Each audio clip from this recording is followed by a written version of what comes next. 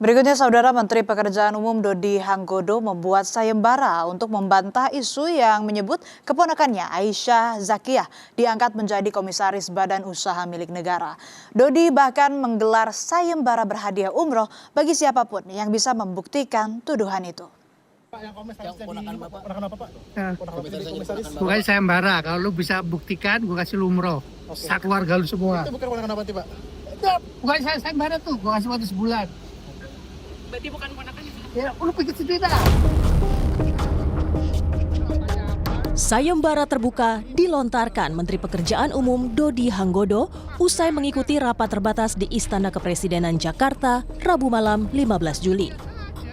Ia akan memberikan hadiah kepada siapapun yang bisa membuktikan Aisyah Zakiyah yang diangkat sebagai Komisaris BUMN PT Pembangunan Perumahan atau PTPP adalah keponakannya. Tak tanggung-tanggung, Dodi sampai menawarkan hadiah fantastis berupa memberangkatkan umroh sekeluarga bagi pihak yang bisa membuktikannya. Dodi bahkan memberikan tenggat waktu 1 bulan dan meminta publik menilai sendiri kebenaran desas-desus yang menyebut Aisyah Zakiyah yang jadi komisaris PT PP adalah keponakannya. Sebelumnya nama Aisyah Zakiyah menjadi perhatian publik setelah diketahui menjabat komisaris PT PP Persero Tbk.